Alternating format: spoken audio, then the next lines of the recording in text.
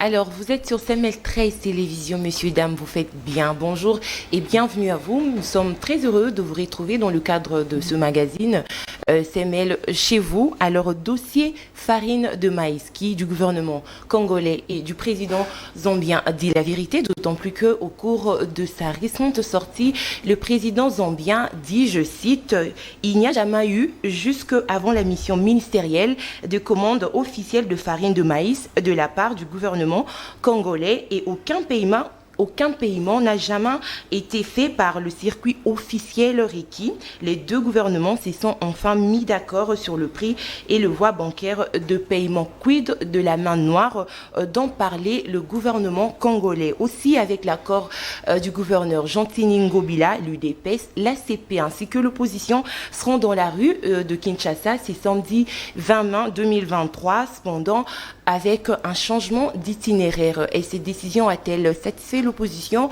Nous aurons la réponse au cours de cette émission. Messieurs, dames, nous avons reçu pour le faire Madame Chantal Moboni. Elle est comme ça cadre au sein du parti politique SID et porte-parole de Martin Fayulu-Madidi. Maman Chantal, bonjour et bienvenue. Bonjour Maman Tania, merci de l'invitation. Cette émission est co-présentée avec Nathan Kianza qui est à ma gauche. Nathan, bonjour et bienvenue. Bonjour Tania, bonjour aux téléspectateurs de CML 13 Télévision. Bonjour Maman Chantal et bienvenue sur CML 13 Télévision.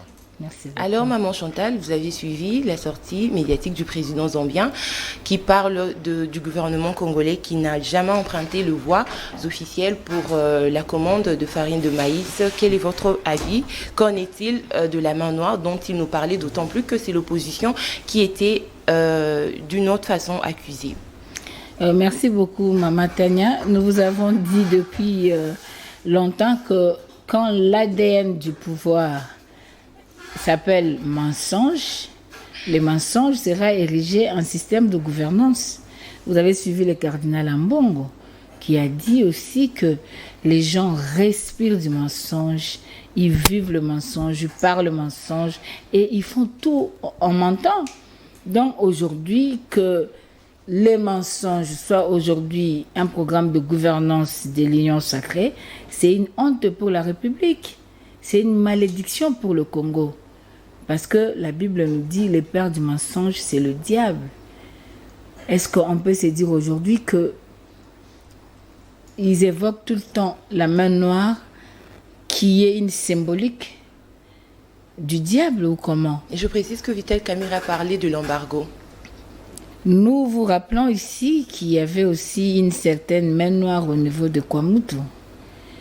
Aujourd'hui, il y aura encore une main noire au niveau de maïs. Et si je peux dire au niveau de maïs, c'est pour dire que c'est un prétexte, c'est un alibi, c'est une phrase qui est utilisée pour tromper le peuple congolais.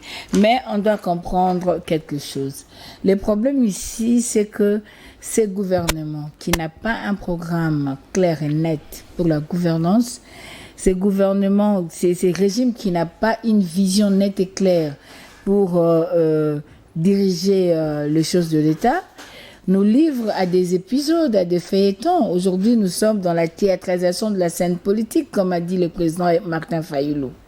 Comment pouvez-vous comprendre que nous avions parlé de ça l'autre fois, plus de 9 délégués quittent un pays vers un autre pour chercher le maïs, pendant que vous avez tous les atouts possibles pouvant vous permettre de produire le maïs et en grande quantité, même les exporter. Aujourd'hui, nous avons la terre, nous avons une diversité de climats, nous avons la main-d'œuvre parce qu'aujourd'hui, nous sommes à plus de 5 millions d'habitants. Nous avons des ingénieurs agronomes, nous avons des agriculteurs. Vous allez vous rappeler que la RDC a eu un institut qui s'appelait IFA Yangambi, qui était le seul institut de l'Afrique centrale et c'était l'Institut facultaire agronomique. Aujourd'hui, cet institut est dans quel état? Il a produit pas mal d'ingénieurs agronomes. Mais que font ces ingénieurs-là? Pour qu'aujourd'hui, on puisse nous dire que nous n'avons ni l'expertise, nous n'avons ni l'intelligence, nous n'avons ni la main, les ressources humaines, nous n'avons ni la terre ou le climat pour aller se chercher le maïs en Zambie. Ça, c'est d'abord une entorse qui se voit déjà que, comme on l'avait dit l'autre fois, c'est la frappologie. Ça, c'est la frappologie qui consiste à frapper pour avoir de l'argent pour soi et sa famille. Donc, aujourd'hui, c'est quelque chose qui fait la honte de la République.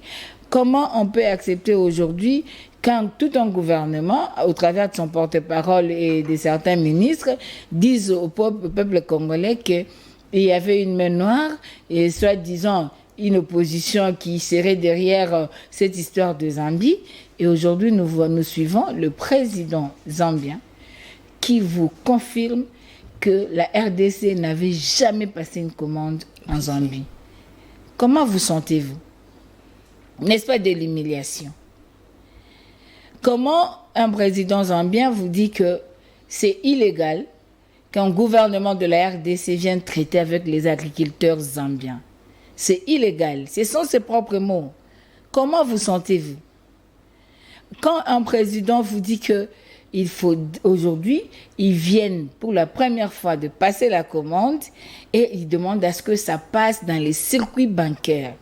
C'est ça vous fait comment? C'est une honte pour la République. C'est pour dire que nous étions partis dans le cadre de la frappologie. Maintenant, il veut nous remettre sur le rail. Parce qu'il n'y a jamais eu une commande du gouvernement congolais. Et comment alors il pouvait avoir une main noire qui empêcherait à ce qu'on puisse livrer la marchandise au Congo? C'est le mensonge.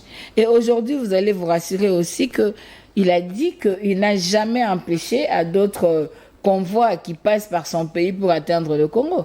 Il n'a jamais empêché, mais plutôt c'est nous par rapport à notre gestion de frontières. C'est ce qui pose problème. Donc, en réalité, le président zambien dit aux dirigeants congolais que vous mentez votre population. Il faut dire la vérité au peuple. C'est vous le seul responsable. Pendant qu'il y a eu l'argent des 100 jours qui pouvait faire mieux, qui pouvait aider mieux le pays, les gens ont pris de l'argent. Les gens ont pris l'argent de Covid, de la gratuité, la rétrocommission de pétroliers. Les gens ont pris de l'argent et aujourd'hui, ils veulent nous faire voir qu'ils ont la solution. Ils n'ont pas de solution. Et si, comme nous apprenons, qu'il y aurait des productions locales en grande quantité, pourquoi ne pas chercher des solutions locales, mais vous préférez avoir le frais d'émission, avoir un ordre de mission, faire dépenser la République avec vos petits moukons derrière pour aller faire quoi? Y compris même les ministres de l'hydrocarbure. C'était pour aller faire quoi? Donc aujourd'hui, le peuple congolais est en train de voir qu'il est menti le long de journée, que ce soit la nuit, à tout moment. Ce gouvernement ne fait que dire de mensonges. Rappelez-vous, je ne sais pas si c'est le ministère de l'économie qui soit aussi un danger permanent pour le pays. Ils sont allés chercher le poisson en Namibie. C'est toujours le ministère de l'économie. Est-ce qu'ils nous ont amené le poisson? L'argent a été gaspillé comme ça. Aujourd'hui, hier, les gens qui étaient plus investis dans les immobiliers sont maintenant dans l'agriculture. Et demain, je ne sais pas s'ils seront dans le passeport ou quoi. Donc, vous comprenez que les affaires des gens changent au fur et à mesure qu'il y a des opportunités ministérielles. Vous pensez vraiment que c'est comme ça qu'on doit gérer un pays? Alors, Maman Chantal. Donc, permettez-moi de chuter. C'est pour dire que c'est du mensonge, du pire mensonge. On est en train de mentir. Et c'est surtout le plan. On nous a dit ici que nous serons Allemagne d'Afrique. Mais allez quand même voir ici, à la gare centrale, nous venons de là. C'est trop sale. Certaines mamans nous ont contactés. Celles qui balayent toujours nos routes. Elles ne sont pas payées. Elles ont refusé de balayer. La ville est sale. Vous avez de poubelles. Vous avez de saleté. Vous regardez le boulevard ici, c'est à quel état? On ne balaye pas. Vous n'avez pas des routes secondaires appropriées pour bien circuler dans la ville. Allez regarder aujourd'hui Cabinda. Les enfants de Mombele nous appellent pour atteindre la 12e rue. C'est un don de l'ambassade de France. C'est cette avenue Lumumba là, qui a été faite par l'ambassade de France. Aujourd'hui, c'est à quel état? Ça ne marche plus. Ça devient difficile de circuler. Aujourd'hui, il y a plein d'embouteillages parce qu'il n'y a pas de route de route secondaire. Mais que fait le gouvernement provincial? Rien ne s'est fait. On nous a menti ici que tous les policiers auront des véhicules, ils mangeront 3 fois par jour. Est-ce qu'ils mangent 3 fois par jour? On nous dit qu'il y a eu hausse du budget de notre service de défense et sécurité. Oui, à hauteur de 1 milliard et quelques. Mais plus de 70%, ça prend soin des États agresseurs du Congo, des armées étrangères qui sont dans le pays. Combien gagnent nos militaires? Nos troupes qui sont sur le terrain, qu'est-ce qu'elles font? Parce qu'elles sont même privées d'atteindre certaines entités de la République. Donc aujourd'hui, le peuple congolais se rend compte que ce que nous disons, c'est la vérité. Nous ne faisons aucune démagogie, nous ne venons pas raconter nos vies ici, nous disons la vérité. Si hier, il y a certains opposants qui étaient dans la démagogie, qui étaient dans le Kadiocha News, nous parlons sur base des faits. Et aujourd'hui, les faits démontrent qu'il y a la famine dans le pays. Comment tout un gouvernement va aller chercher les maïs en Zambie? C'est parce qu'il y a la famine. Bafunda kibino ngana lingi to kenela lingala. Bafunda kibino bino bayi opposition que bozo tchabakal pour que Masango yate. Mais est-ce que déclaration lelo ya président zambien est soulagé bino? Merci Ndeko. Nakoloba no boy.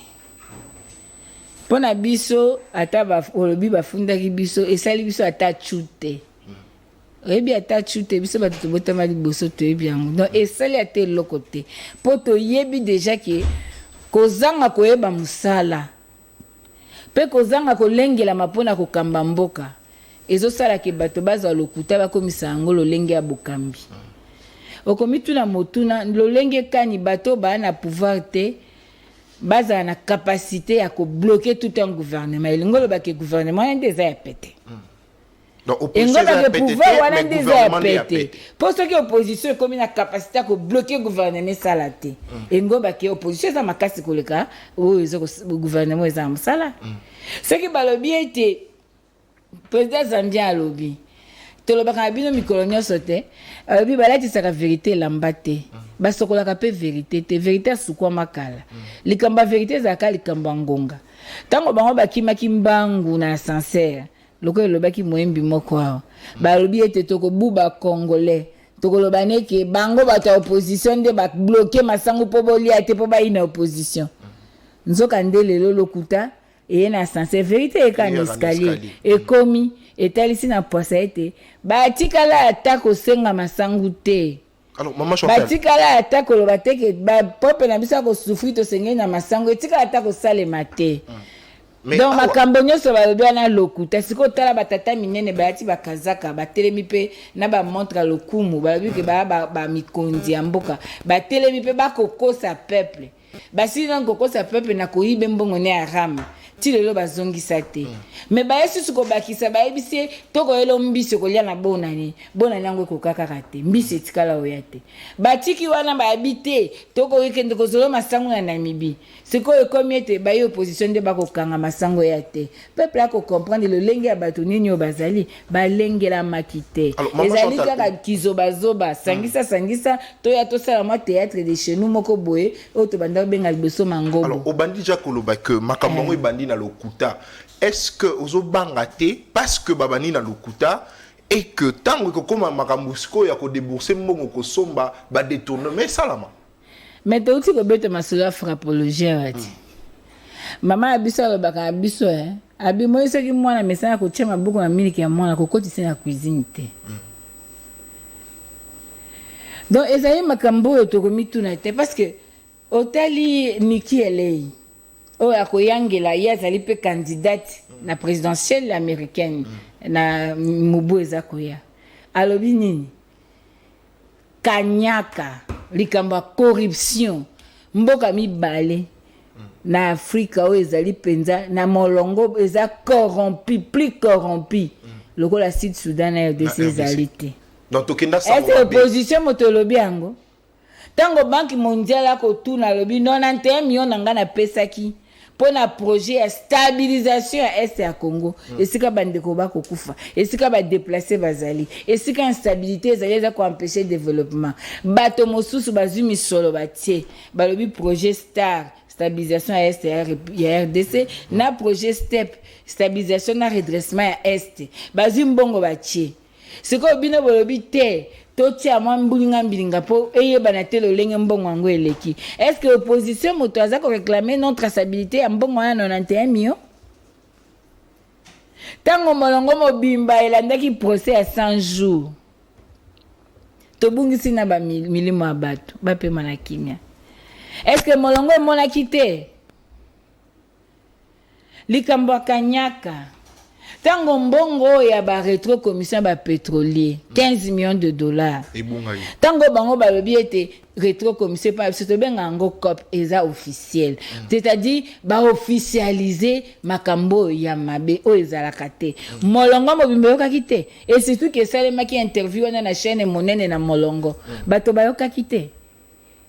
Ezali likambo tolobaki utakala lelo nde président Zambia ayekolakisaka a peuple na biso alobi boyokaka makambo ba mama Chantal balobaka boyokaka makambo président Martin Fayulu alobaka boyokaka makambo ndeko Prince Penge na Maengele balobaka boyokaka makambo Lexis alobaka pona nini balobaka bosembo po tokobundela moto te tokobundela nde mboka tolobaki na bino awa la frappologie e ande likambo ya likonda likambo mosolo ndoko mona moto yo yebisa ngai yo pe ministre te conseiller te nani te na sima ba ministre ko sani biso kanta ki yo ba bomba yo kuna quelque part to moni osu na sima yo wana kaka oko sani balobeza parsec nae oko sani balobeza parsec poto bungisi bomoto to bungisi moralité na éthique publique président Martin Fayulu alobi tango bango ba kokola na kisasa ezaki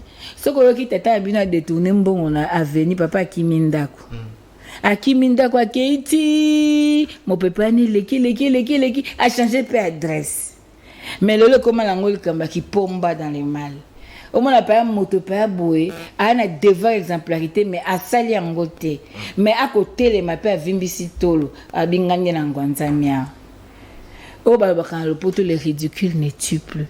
S'il vous plaît, mboke kwei, mboke komi na semingi, mboke komi na salité, toza suna limemia te. Molongo mobimba ba koyeba ba bisoko lingi ko keko iba malamu, kende okota na ekola moyibi na Congo. Kende okota na ekola kanyaka, madeso bana. Soki roulage azui na nzela to bengi yango tracasserie. Fonctionnaire soka zui to bi madeso bana. Balobi ba mosusu ki 900 combien faut bakanga bango po bazaka ba paye ba place ebele. Bongo bato bakozo ba reto commission bakanyaka. Bakosa ba dépassement budgétaire. IGF amona ka bango te. Donc lelo oyo ba bomi fonds social, ba créer loko mosusu et créer mbilinga. Est-ce que cours de compte et moni angote? IGF amoni makambo na te. Yoko banda ko liquider entreprise avant otala qu'est-ce que j'ai comme projet en cours, qu'est-ce que j'ai comme masse salariale, qu'est-ce que j'ai comme actif nangeza nini na mokuse actif nanga boni passif nanga boni ba projet en cours ezandenge nini lolenge kani na mema yango et c'est na informer bato na bango na contrat juridique parce que créer ki ba obligation mutuelle entre biso bato ba yebi ko kambate amateurisme bangika ba show ba épisode comme ma biso ba polémique. Alors maman Chantal, pour pallier à la crise, le gouvernement a, parmi les décisions prises, annoncé, le gouvernement a opté pour une politique de taxe zéro des importations. Votre lecture? Ndeko, merci. Tozo lo ba eza question ya amateurisme. Bato ba yekolaki ko kambate. Omoni okoza na ba diplôme ebele, eza na ba science nyonso mboka, eza présomption. Mais la réalité sur terrain ndengo lolenge ko sala musala ndeko attester le bi moto penza akimaka classe était tango prof azali ko pesa ko na faculté. Problème biso toza nango lelo ezali nini? Tango mbula matari azalaka responsable. Tango régime yaka na bokonzi, ezalaka déjà na programme na ye.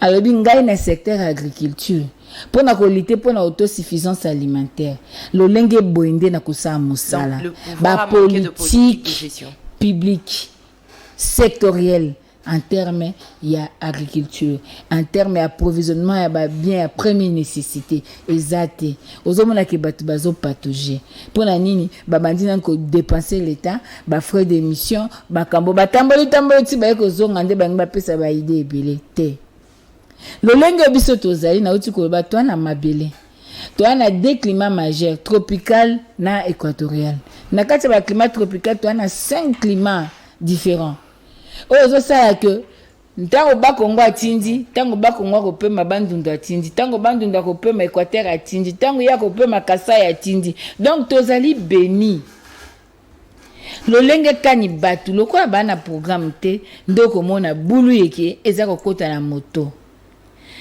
Musée Laurent Désiré Kabila aye a posoki na lobi eside na bandana na eside biso na programme agriculture tolobi na manifeste ya Kisangani boye esengeli to décréter état d'urgence agricole et qu'on permettre biso to établir ba politique sectorielle ya chaque ba politique ni tozali na ngona secteur agriculture ya pêche ya élevage et loko ni to ko sala pour na ko permettre te mboka na biso et produire ba bien surtout ya pour mes nécessités pour na social la peuple. Musée Laurent Désiré Kabila ya wa service national. Musée a défi mbongo libanda te.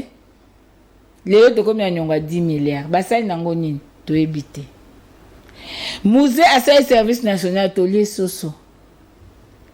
To lie masangu. A défi mbongo moto te. Musée a sali balabala triomphale na mbongo moke. Ekufaka te to bokaka te bamba libulu depuis basala yango. Asali service national elesi mboka lelo bango baye nalandaka général Mingyo na le peuple balobelaka Kasongo Kabwiki asali service national na Kanya Makasese a produire masango ezangaki nini mbula matari atia maboko pona kosala ete na ba province nyonso tozala na nani babenga ngo nini ba extension il y a service nationaux wana pour produire bilia pe baimboka Congo balia ezanga kinini kozanga politique publique donc supprimer le temps yami balé ne changera donc pas supprimer non s'il vous plaît ko supprimer ba taxe ezali politique yo un gouvernement akoki kozwa lobi pour na ko permettre que prix ezala moke na ndenge peuple a kosomba biloko na kitsa ba taxe mais tant que tout le monde a tant l'état kitsa ba taxe et ça au profit des indo-pakistanais au profit des importateurs mais contre les peuples parce que kitsa taxe c'était biloko et kitaka penzate pona nini économie est un principe il faut qu'on respecte la loi ya offre na demande ezali monene boule nationale fufu elia marebele na Congo alors yana moto musu na tongo so yambie na ndaku ochelie mwa lipa to mwa fromage akoka kolia tazo luka fufu eza eloko yo eza identité na biso elia maka partout na ba province nyonso amboka bosiko yo yebisa ngai production nango eza lolenge kani po eba ko couvrir demande eza amboka na biso. Est-ce qu'un responsable tokoki ko couvrir yango kaka na importation ou bien to sengeli to ça la production locale parce que toza déjà na na Kanya Makasese. Pourquoi ne pas subventionner là-bas? Pourquoi ne pas faire appel, bah créer ordre des médecins, ordre des ingénieurs agronomes, bazala, ba pesi makanisi na bango. Toana mabele na plata bateke. Toana mabele na ba plateau na Kasai na Katanga partout mabele ezali. Tozangi mabele te. Pona nini te bakoyi kolona ka pe masangu. Masangu ekoyi kobota nango atambala mibaye na mbula. Eza na likambo te. Alors, pour la urgence, ou est ponctuelle, ou le but que besoin est pressant, to commander masangu, kasi dans l'entretemps, to za kolona masangu. Mais ce qui bateau, mosu subalona masangu de toyoki, bazape na masangu. Mais ndenge ni bakiye kolkana masangu libanda, pourtant bazaki na masangu kokaina ko banda ko laisser peuple en attendant. Bakena libanda kolka masangu. Nyoso anezani ni la récolte belé. Toke campagne petit. là peut côté belé et puis moto azwa kaka mingi azaka posa azwa alingaka te bando bimiso ya serge azaka na posa bakisa. Vous insinuez que ça sera au profit de donc biso tolobi nous voulons la transparence. Toboinde ba théâtre na ba chantage inutile. Mbisi ti lelo tolia te zeka ministère économie. Lelo komi likamba masango. Likamba masango est-ce que biso pa tokoya pa na émission beto betel so masango ezali tokyo le Congo na Namibie. Donc c'est que le masango na Namibie ngo bamboka ya na nzala te. Mboka zangi bileti. Yango na lobby biso nso photo za baba. Lobby photo bima po nzala. Donc bango mo ba comprendre que nzala ezali. Gouvernement a na capacité ko laisser bisoter. Gouvernement zaka kana ko somba ba palissade. Totaki na Ghana na niveau Accra. Président Ghana a ke somba 500 ambulances et pas biso ba sombi 500 palissades. Ou le ko somba ba tracteur ba sali 4 ans et 6 mois. C'est ba yona ki masangu. Mais to komi na niveau nini? Po ba biso to ko lia masangu to ko nyatango lo kwa ba kayasa. To nyati masangu. Donc likambo eza wana ezande likamba bokambi mayele ya kokamba el kamba théorie el kamba pratique boala misolo ya leta boko kwa misolo butu na moi bozali na nyonso na maboko na bino eloko ezozanga bino nde makanisi ya malamu pona kotonga mboka po bato ba pressa lobi te na utaki pe na mako pema mingi mbongo ezaki te na tondisa nano yanga libenga na tondisa nano libenga bana na tondisa libenga bakoko yango nde kosala likama. Donc aujourd'hui to mona ka mingi balobaki awa tozwaki ka ministère économie zoka mekomoko balobi balongola ba TV atin ba taxe wana na ba produits à première nécessité. Est-ce que Congolais s'entend? Il n'y a aucune mesure d'encadrement. Il faut d'abord pour na ko luka ko za mesure wana za efficace, il faut ministère économie et veiller na ma structure de prix. Mutu nyosa tshaka prix ndenga lingi. Mutu nyosa tshaka prix ndenga lingi. Mutu auti na masangu na ye na intérieur. Afuti document, afuti ba tracasserie, afuti mbongo ya bateau ba privé ba oya nango. Ayena wana kisasa, auti aprinde nga lingi. Oya importer masangu libanda mboka eye, auti aprinde nga lingi. Il faut nous battre la question ya structure des prix. Et sengeli peut ba comment protéger ba commerce en gros na ba commerce en détail. Parce qu'il y a un problème. Pendant que la loi est autorisée le commerce en détail, il n'y a pas nationaux. Mais aujourd'hui, le commerce en détail, c'est les étrangers. Et c'est là préalable. Quelles sont les mesures d'encadrement au Bango Bazui pour que ceux qui va quitter ici prix, il y a taxe d'importation, biloko ekitatalo, consommateur, aliango, nandengwana. Mais aujourd'hui, c'est les commerçants qui vont en bénéficier. Bakoza bache ba biloko mususu bikande zaka bazi ba biloko mususu na ba téléphone na bani ba koti on akati basaka masangu bache masangu elongo na ona taxe mais peuple koto aoteka masangu kande mwana dollar ce qui est à 200 biloko ya 100 000 dollar économique ezongi 1500 biloko ezaka 100 000. Que fait le ministère de l'économie? C'est à ce niveau-là. Donc au lieu que zakana ba inspecteur ya économie ba le kana ba boutique ko rançonner batu ko lukela ka batu ba ko déranger batu comme ko banga o kangara ba maison et sengi ba ça la vraie musala na bango. Donc il y a beaucoup à faire à ce niveau-là. Donc ko lobake ba futa taxe pour nous ezali solution ya malamu na un gouvernement au hasard bien structuré na ministère économie oyo et si efandisi ba préalable et puis et ça ba mesure d'encadrement les cas échéants ba ko ba ndenge nini ya ko Très bien. Alors, messieurs, dames, vous êtes en train de suivre C'est chez vous, une émission sociopolitique. On passe comme ça à notre segment de thématique. Je l'ai dit d'entrée le jeu que l'UDPS, la CP ainsi que l'opposition seront dans le riz de Kinshasa ce samedi 20 mai 2023. Pour ce qui est de l'opposition, il y a eu changement d'itinéraire et cette décision a satisfait l'opposition congolaise. Nous serons sur ces plateaux de C'est chez vous. Mais tout d'abord, nous allons planter le décor avec cette vidéo du CG de l'ECD des Vos Kitoko. Régie. Nous venons de terminer la réunion avec le gouverneur de la ville de Kinshasa, M. Gentini Ngobila.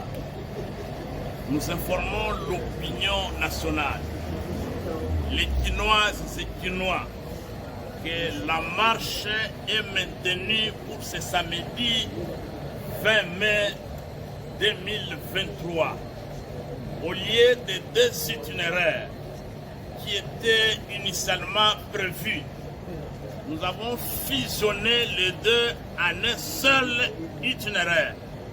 Celui qui commence par le rond-point Super Lemba, nous allons arriver au niveau de l'échangeur délimité. On prend le boulevard Lumumba, le boulevard Sendoué, le boulevard Triomphal, et avec comme point de chute la devanture du bureau du siège de l'ECD sur Triomphal. Il y a eu des contradictions avec le gouverneur. Et nous sommes sortis dessus parce que M. Chantini Ngobila ne s'est pas comporté comme gouverneur de la ville, mais comme le président de la Ligue des jeunes de l'IDPS. En voulant nous cantonner en un coin de la République et en comparant nos 4 formations politiques à la jeunesse de l'IDPS dont il se réclame protecteur.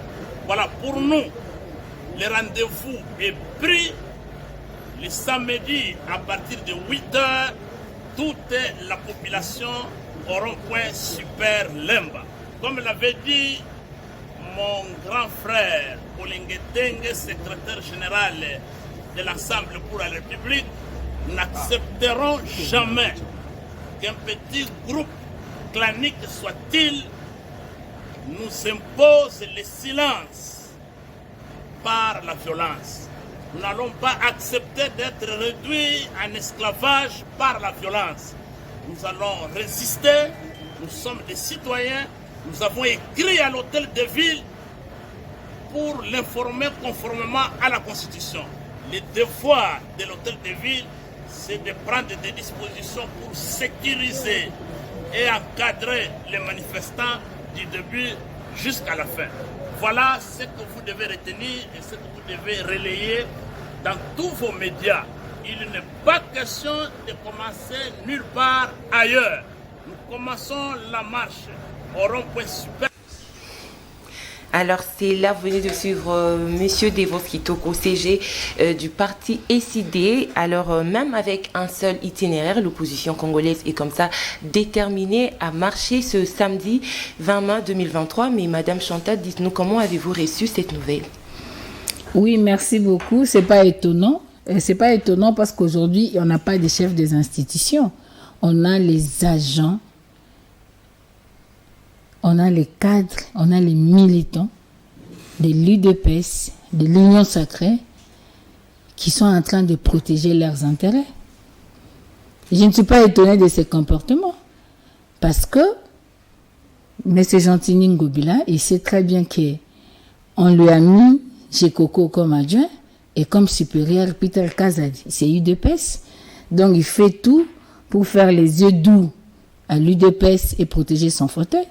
Mais nous nous disons que la vie de Congolais vaut mieux que ce fauteuil du gouverneur provincial.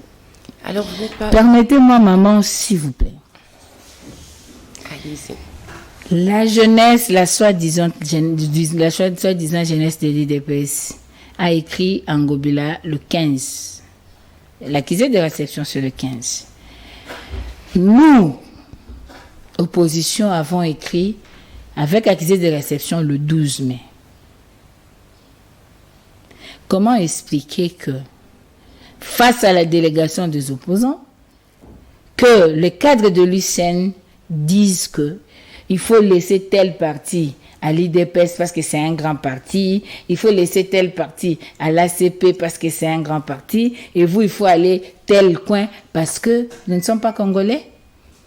Est-ce qu'ils peuvent nous dire quel est l'article de la loi qui donne ces prérogatives à un locataire de l'hôtel de ville pour nous traiter comme tel?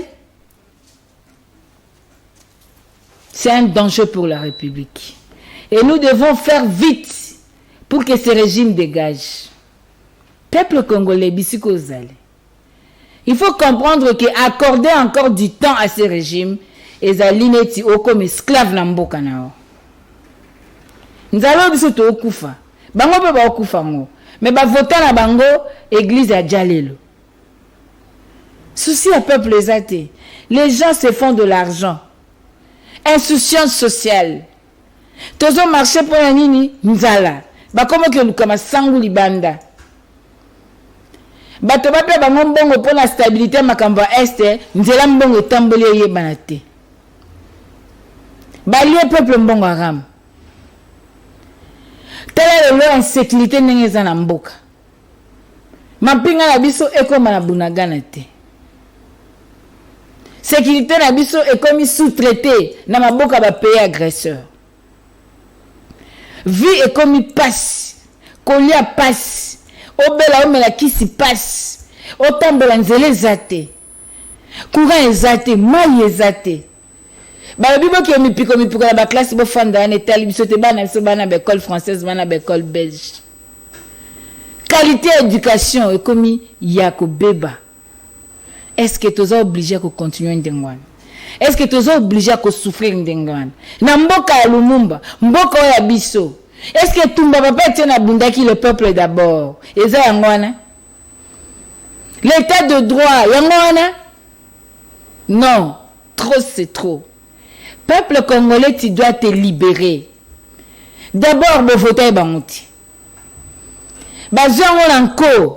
Mais bah ça ma camion son encore bah bibo mesanate population peuple congolais toi un pays démocratique on peut tout faire mais to battre la démocratie to battre la souveraineté na biso bah quoi assassiner démocratie mais là que ça passe ces années que moi na papa Etienne muto simbi mbeli a oboma démocratie et là que ça passe que bah chantre à 37 ans au pouvoir il y a opposition.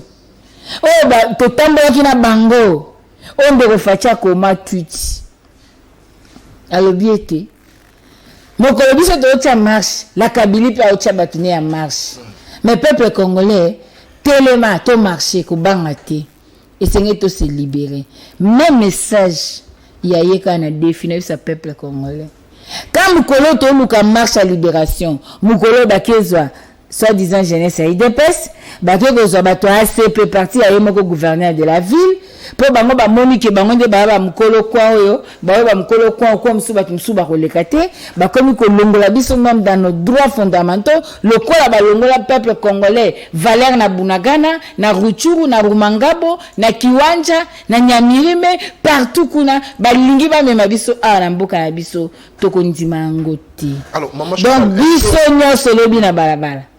Na super lemba na rond-point. Na 8h déjà tous à la wana. Toko marché. Pour na salut à mboka. Mboka etiola. Mboka etekama. Comment expliquer? Bombo la mboka na ngai, abunde la ngai te. Anya te mabela mboka na ngai, to mona ngo wapi? Comment expliquer que l'état na ngai banga mbongo ram? Comment expliquer nana bibale? Deuxième poumon mondial, nana mai na pompité. Mboka moka na Congo. Tona lac Tanganyika plus poissonné. Mais toke lukambis na Namibie. Tona 80 millions de terres arables. 4 millions de terres irrigables. Tona mai, tona baklima, toke lukamasang na Zambie. To bando kosela ba opposant makambo. Ka mboka moko. Tozana hinga tozangi courant. Tona zongo tona 4 tozangi courant. Bazela mamba courant basela ngo campagne électorale. Ba boma zandu bato bakufi nzala. Bazela novembre basela ngo campagne électorale. Nzela ki kuti ba banda bosala na mombele. Et kati batiyo maeza na ba robinet te bato ba souffrir. Ba bibo souffrir ka to yaka la campagne électorale na ba député na biso photo ba ke bangonde ba sali. Ça c'est quel cœur. Ça c'est quel cœur. Est-ce que papa Lumumba a tikela ki bango certificat d'enregistrement Congo? Est-ce que biso to na droit na Congo te? Est-ce que biso to ba congolais te? Ba frapper biso d'indignité nationale? Tolobi non. Nous allons recouvrer notre droit. Petoza ko bonga molongo mobimba. Opinion nationale et internationale, il faut boyeba que ceux qui m'a bezali responsabilité za na Félix Tshisekedi. Kaka ndenge mabe ezalaki ekoyaki Kabila responsabilité lelo ezan de Félix Tshisekedi parce que yo oza ko permettre basa la lelo nini IDPS marché opposition marché, ACP marché, moko pour étouffer marche à opposition. Alors, Maman Chantal, pour démobiliser la population. S'il vous plaît, Maman Chantal, on dit que Bino Bokomela qui est déjà gouverneur de la ville pendant le 12, IDPS a commis le 15, mais est-ce qu'au Kanisi est une provocation, to ezan angoka kalolenge moko ya ko étouffer marche na Bino to ko créer psychose na mitu ya ba oyo balingi ko accompagner Bino na marche ba Bino ba opposition. Régime bataille IDPS ba mère élève à Kabila. Bazaro bunda bitumba baba na français autour de là que je m'y mette sans programme, sans offre politique. Bazaro bunda permettre ngai. Tokei maman. Ndoko tala mo za makambo ce qui ont réalisé qu'il faut bundela mboka no même si tu es journaliste. Bano yo bota ba obenga na bango na Congo. Te okotuna metikela ngata na pesa réponse. En tout cas, uzana tango. Il faut peuple ayoka. Cette affaire concerne tout le monde. Qui fait la loi? Vous avez une police qui est incapable à côté de Msawe Bevina Barabara. Ok, qu'on fonde dans la commissariat police, vous trouvez ça, vous êtes dans quel pays? Et vous voulez que ça continue jusqu'à quand? Talambo Kambenge comme il est désacralisé. La vie humaine est indéniable. Les gens meurent. Batouba qui pète. Bakosa qui a baobi. Bon marché les 13 c'était insécurité. Mais le 19 insécurité si. Est-ce que Mobila a rassuré Bino Kalongo liba marché toi na lobaki? S'il vous plaît, ça ce n'est pas notre problème. Notre devoir. Non. Notre problème c'est de marcher, d'exercer un droit constitutionnel. Très bien. Tout ce que Ngobila dit c'est du prétexte. Et l'autre sérieux qu'on a exaté. C'est ce que Mbata a dit en 2017. Quand les institutions deviennent des plateformes électorales et politiques, ils ont un torse. Et ça, la Congo. La délégation était face à un cadre de l'UCN. La délégation n'était pas face à un gouverneur de la ville. Parce qu'il n'aurait pas dit ce qu'il a dit. La délégation est Kenda Kikuna. Parce que moi, je sais qu'un homme d'État, que tu sois du pouvoir, quand tu es au pouvoir, tu te dis que je suis pour le pays. Je suis pour le Congolais. Y compris les opposants. C'est ça, l'homme d'État. C'est ce qu'Abraham Lincoln a dit. Un homme d'État pense aux générations futures. Mais aujourd'hui, on n'a pas des hommes d'État, on n'a que des hommes politiques qui défendent les intérêts de leur camp politique et qui nous empêchent, nous, d'exercer un droit. Mais si toi, tu veux rester esclave, reste esclave. Mais nous, on est des affranchis. Toko tambola. Toko comme ça, peuple congolais. Au moment où la belle jeunesse a eu des personnes qui tambola. Azui à Libye, pour abandonner sa peuple, voilà. Mais peuple congolais, ceux qui ont tiqué les bangons de là, au coup fini libéla. Au coup fini libéla. Batou bazaka na ba locataire, ba comme ba propriétaire ba 50 maisons, 30 maisons. Ba certificat d'enregistrement bebo. Batou bazaka banda butina ba Indonésie. Oh. Bazaka banda na ba Belgique partout. Donc atiki mboka na ke somba kuna.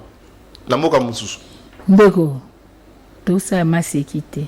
Ozali kambali utote, elle kamba mabele, elle kamba mboka. Très bien. Et puis le que ça bango passe ces années. Ba raison oyo biso to évoquer pour la marche na biso.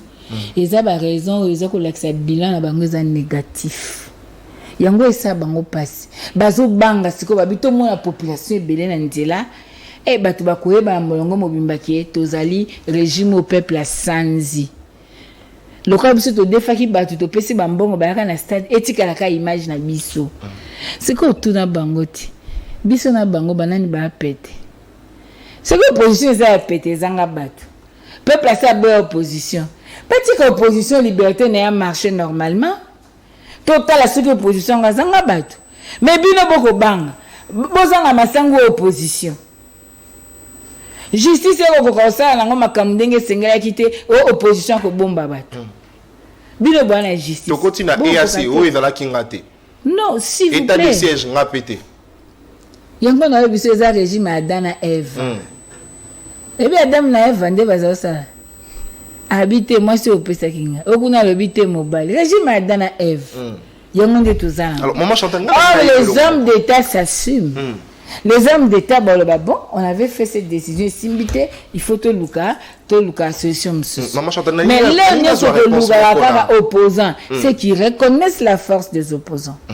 Alors maman Chantal ngala ina zo réponse na ya pas na yo na mutuna ya ndeko Vital Kamerhe alobaki que tango opposition beaucoup marché résultat na wenze kozala nini est-ce que biloko ekokita na alobaki Vital Kamerhe il a dit laissez-le marcher et nous verrons si juste après votre marche il y aura baisse de prix de denrées dans le marché. Na tanga livre mo ba komaka pourquoi j'ai choisi Kabila. Na tikala omona so édition msute le baka pourquoi j'ai quitté Kabila. OK. Donc quand tu kazaka kabiliste est-il s'il vous plaît, ne me faites pas dire ce que j'ai pas dit tikanga na loba. Pardon. Pardon de konanga. Très bien. Toki na ba Congo. Zoka 660 millions de dollars il y a 100 jours. Et ngesa combien de routes de dessert agricoles? Na mboko yo mbongo ya 100 jours programme ba gérango na copinage ba copain ba gérer programme engesa banza combien ce qui na mokili ezaka ke bo marché biloko ko elikolo mbe ko ebele mais le quoi la po biloko ya ezaka na ba principe ango ezali ko simba mbongo ya leta te ko yiba mbongo ya leta te mbongo ya leta esala musala bato bako kamba baza na makanisi ya ko produire ce qui peut ba ko importer na kao bazangi mabele bazangi climat bazangi bato ko sala ba importer baza na makanisi ya ko importer ya ko yeba ko tala offre na demande ya lolenge kan na lero wana nde ya likambo. Marche ezali expression démocratique. Il y a 100 moko boye, il y a population. Par rapport à sujet moko songolo o bango baza ko évoquer. Toko tambola. Tango za na boloko, parti ne banda ko tambola butu na moy. Tango tambola ki na tongo ngo ya azaki liberté. Avant la liberté, il fallait pas ça va dire mususuti. Donc s'il vous plaît, il faut pas se moquer du peuple. Le régime est koufa poigne arrogance. Lolendo, ngai mani ngai nde. Mais en réalité, alors maman Chantal, tikato sisa nanu dikambuto koloba. Tebi se bango bolongo l'état de siège. Lelo babité bapesaka bango. Esimbite. Tobaki na bango bokini na ba agresseur à Congo te. Nous avons vocation de l'Afrique centrale. Le loba ndimi qui a échoué. Tolobaki na bango, il faut pas sous-traiter la sécurité du pays. Le lot on a 5 armées étrangères, on a bango mo ba omona. Pour la naki lutundula. Denga lobaki déjà, de ba moni que tout est échec. Tolobaki na bango, il faut programme de gouvernance. Au début coûte aussi bango budget na bango 16 millions. Ezaya lokuta irréaliste. Vous comprenez? Batu normal. Oh baza penzana bolingo mboka. Et sengela bazonga sima baloba Martin Fayulu pardon. Et elle a deux choses. Elle a deux choses. Liboso besenga pardon. Oh. Ya mi balé koloba merci. Basenga Fayulu to basenga peuple. Tango senga Fayulu c'est le symbole de la victoire du peuple. Tango sengi Fayulu pardon sengi peuple congolais. Oh. Mais je vous dis, il faut rendre senga pardon. Bafingi est né, bafingi. Oh, c'est un mystère. Hein? Il y a pas innocent. Donc, n'est pas que aigle. Tala. Ngana loba makamususu yo mema côté mususu. Mystère et innocence. Maman Chantal mutu. Na ba mambati na pardon. Mutu na nga suka. Bana mutu na tika na to ba mamba suka. OK. Omoni na vie. Soko zonyokola ba innocent. Mbanoneza. Bakoko bazobenga biso moi j'ai vu mes grands-parents ba fandi so babi chanter so ngoma na mokili kozolo kwa motote oza mobile kolinga masi ya motote oza mwasi kolinga mobile ya motote eloko ayo te kozwa te bakoko na biso. Je préfère préserver ce conseil là et sa richesse. Vous comprenez? Il faut commencer par demander pardon. Et puis, il faut commencer par dire merci. Pour Mouto, ceux qui osent le connaître, ceux qui ont de que sougat. Mais heureusement, ça m'a ensemble. Diango le barami. Mais Nzambe a vengeance na rétribution. Très bien. Ce que tu as dit ande régime ezokeni. Elikamati. Likama na likama. Siko yo lati kazaka na olingo lati sango batu mususu. Biso pe moi to la dango te pesa na taille na biso te za kazaka stama ki na taille na yo. E tika ka ya yo. Osomona mutu akomo luka mutu lati se kazaka. Mutu aboya ne kolata. Et alors maman Chantal nangi na yeba parce que to moni lobby bozala ki na ndekolisanga bonganga azala ki na bino ba opposition mais lelo yepé a communiqué côté Tshisekedi a organisé marche ou il a participer lobby. Est-ce que problème est à na niveau na bino ba opposition te boyebi ko sélectionner batu oyo te bokoyi ko zala na bango alliance pour bozala na bango ensemble? Yebisanga alliance ni tozana na mutu no tanga ponga ko tanga bakomba batute alliance ni mais parce que zo inquiété ba congolais comme non inquiété ba non s'il vous plaît mais a changer sous côté na le bien député ba voter na komba sida comme na parlement comme IDPS mais la transhumance a été consacrée par ces régimes. Merci. Les gens autant la mission ADN na pouvoir. OK, kuna ba mo ba ba député nommé. Ba ke kuna parlement ya ba artificiel, majorité artificielle. Tolongo kuna majorité transhumance. Palissade na $15,000. Ngam na lobaki. Otaki vidéoté. Olanda ki na bililité. Bosiko yo yebisangai. Quelque chose qui est ici dans le chaos ne fera que la reproduction de chaos.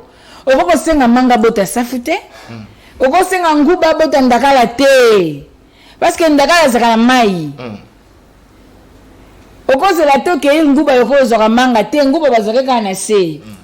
Est-ce que vous comprenez maintenant lo? Ceux qui ont vu tester OK bien méniser. OK pas pêcher au PC arna bomambis. Et créer ma cambouté. Likama. Même la pêcheur filet, même la ndobo. Très bien. Yo même la pêcheur tester. Allez tester. D'ici. Très bien. Alors, maman Chantal, votre problème, c'est de marcher et de répondre à un droit constitutionnel, chose qui vous a été concédée. Alors, vous ne pouvez pas être gré au gouverneur Jean-Tini Ngobila. Lui être gré, reconnaissant de vous d'avoir accepté. Bah français là mo ko bungisa ba mais yo bo fandika bo makamyo so to bia yo lo bakaki to bete maboko nani. Reconnaître que qu'il bah, nous reconnaissons non est lieu parce que vous avez non ce n'est pas lui qui a reconnu que marche na biche doit lieu. C'est la Constitution, l'article 26, qui reconnaît à moi ce droit-là. Oui. Mais na robetele maboko tout dans la poigne. Na robetele maboko po aza vraiment vrai élève à IDPS. Na robetele maboko po awi baba ndenga jouer jeu na ya protéger fauteuil na. Tara na wenziti. Abeta pa fachi beton. C'est que tant ba ka ba nzimbo ça ba bien. Yo battre la fauteuil, yo c'est kana mais battre la fauteuil. Les ne pas comprendre à bien si malanga IDPS liboso kuna IDPS na sani na saka mara. Donc il joue bien son jeu. Pas battre la fauteuil mais c'est contre la République. Parce que tout ce que toi tu peux faire est coquille jamais qu'on viole la constitution. Maboko monsieur to bete ezani. To bete maboko pour gare centrale comme salité. To bete maboko pour nzela balut secondaire eza ko beba. Bobetele pe maboko pozando etonga malobi na novembre bako inaugurer. Na bien. Ils sont journalistes. Et beaucoup ne comprendre te. Kabila saka 8 bandes na boulevard. Kabila sala pont Luangi. Kabila asala ba passerelle na limité. Ti nzela aéroport. Te asala. Abanda au foot va fonctionner chaque les 15. Hein? Et puis qui c'est qui peuple congolais a besoin Kabila? Non. Tout ça a besoin d'opération cosmétique. C'est du devoir d'un État. Il y a que ça là que le peuple n'est dans de bonnes conditions. Que ça là, c'est obligatoire. kosala ba hôpital ya malamu, c'est le devoir de l'État. Lelo bato bayi bambongo à l'État, ba comme on peut s'impressionner à peuple que mutu abikaka na ba don. Non. Moke bika na ba don te. L'État il faut s'assumer. Papa yoza na ndaku, na libota no chaque jour ba peka tabela ko bloko le sabana, nos en valeur. Yo moko en tant que parent, qu'est-ce que tu fais? Bon, aujourd'hui, ce n'est pas parce que Bazo Salazandou, mais est-ce que les préjudices subis par plus de 150 000 personnes, parce que Nalanda qui va syndicat Batazand Balobi, au moins 30 000 familles va souffrir dans le Cambouana. Et quand vous prenez la moyenne de 5 personnes par famille, nous avons au moins 150 000 personnes qui sont en train de souffrir. Banamsou Bakata classe d'université pour maman beaucoup le rabango na Zandou. Banamsou Babela kwa Shorko. Banamsou Basalara ba crise Bakoufa. Je connais une dame qui est à Mumbele. Navni Kana. Son fils est mort. Décédé. Na marche basala ki na Zandu balobi to boyi babuka Zandu. Akufa. Cette maman est venue nous voir. Moi né à Mobali, il y a 26 ans. Akufa. Ceux qui batongi Zandu kozong sa mona na vie. Ceux qui batongi Zandu ba préjudice batona bazaki na nanya ko dédommager bango. Non. Vous êtes un journaliste. Il faut pas tout bano ko na ba trompe œil. Mais pourquoi ça n'a pas autant à ce côté? Il fait ça en novembre poignet. Pour l'élection en décembre. Pour passer la campagne, babino, pour voter bango, le bibazong c'est bien sûr n'a pas sa relèque. Non. C'est un droit. Comme on le fait, bah droit naïe. T'as la poignée, ma chanter la télé, ma sa politique. Pas ebisara peuple, ba vérité. Pas ebisara peuple que il faut réclamer droit naïe. Moi si mo bali mo kolo moké, to réclamer ba droit na biso. L'obito télé, ma to zana balabala, to marché. Il faut m'obila ba que qui ça, ils a capitale à ba Congolais nyos. Mutako peksa mutuko marché na kisasa zati. Aye ba ki ACP uchobota ma lobia. Abosa na ndé renaissance et bimarate. Ebi fibo. Oh. Ebi ndé bimar. Elis-moi. Eza souwa. Donc il faut faire attention. Et puis faye ba ke ceux qui pensent ba pese ke pa valeur makasi fait ba ti ata président Union sacré pas nyazate. Non, s'il vous plaît, total repas et tozonga peu bat. Pas politique. Kasi ba on ba parti populaire ndé balobiti. C'est pas politique ani. Est-ce que pas politique est compté sur ba député ba osomba manambong? Pas politique à n'y compter. Donc le problème aujourd'hui c'est ça. Il faut qu'on y ait bas que tous les mboka ya biso nyoso. Na ba mi connaît sur le plan en famille. Comment t'as toloté pour faire un minga likait et tika 6 mois. Congolais to sanctionner régime. Très bien. Congolais to sanctionner bango ba kende. Alors par des voies démocratiques. Yango lobby na balabala biso nyoso.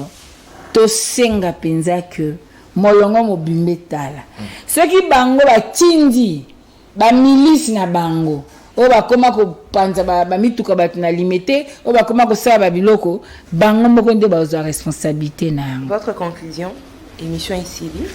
Conclusion na biso lelo to plus na linga na mama française bolimbisi.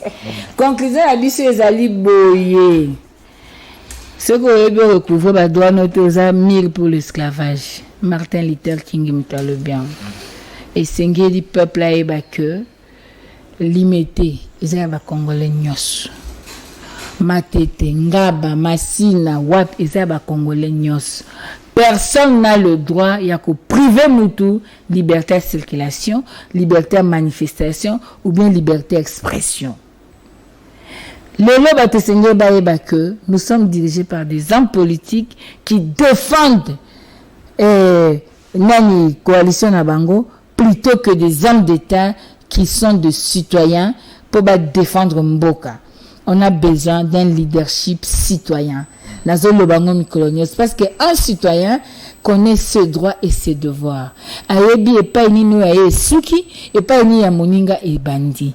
Mais loko na ko succès lango émission izaboy. Nazo ka pasi mingi na motema. Nazo ka soni. Nazo ka mawa. Nazana pasi ya komona que esengela ki bato mosusu nde basala makambo to komono me bana papa etiente ezo sa passe ezali neti bazali kosopa soi na itumba papa Etienne Tshisekedi. Parce que papa Etienne abundela qui le peuple d'abord. Le peuple délaissé pour compte. Azo kufa le kwa mbinzo. Ba comme ko compter ba nombre de morts on dirait ba otanga ba vers nguba ba sa combien ma déçu et pas basi ba kabola na ba biro. Le passe ça motema parce que le peuple d'abord autres a qui le bien valeur. Le peuple a commis instrument. Y a pas si a commis terrain oyo bilanga ujana bilanga ba roulage bilanga ba policier nazoka pasi parce que état de droit au papa Etienne akufela ki bango ba na pouvoir ou le ba pesa ta lokumu na mémoire à papa mais au contraire bazalinde ko bebisa justice ya mboka équité zate yango tolobi ete biso bana Martin Fayulu bana ya fils idéologique à papa Etienne ba gardien à temple totikali tozo belela peuple prend conscience ba memayo na ba émotion te so ba pie 5000 lelo liezaka mbongo no ba ibaki lobi okufa nzala bato abanya ba lobi apprends-moi à pécher parce que opianga mbisi na lie kosila peuple congolais toyeba que c'est notre pays soko zangi mabele oza moumbu et na liro to okende toya ozanga mabele telema nzala kwa shorkor na mboka lokwa Congo sengelaki bato babela obésité babela suralimentation mais to komi sous-alimenté eza mawa donc to telema biso nyos to bundela mboka moto la moto esika zali biso nyos na rond-point super lemba lobi toza koya lokwa ba résistant to eko marcher to eko boma mutu te to na arme te to na eloko te bachela biso 8000 policiers bachela ki sen na stade bakengela biso batambola na biso wana nde papa Etienne esika azali akoseka lobi bana bayoka leçon mais ceux qui baosaka makambo baosala baopese passe esika azali. Merci beaucoup. Alors, l'émission d'aujourd'hui est terminée. Nous avons reçu pour vous Madame Chantal Moboni. Elle est cadre au sein du parti politique SID de Martin Fayulu Madidi, également porte-parole de Martin Fayulu. On se retrouve comme ça lundi pour un nouveau numéro. D'ici là, portez-vous bien, santé de fer à toutes et à tous. Au revoir.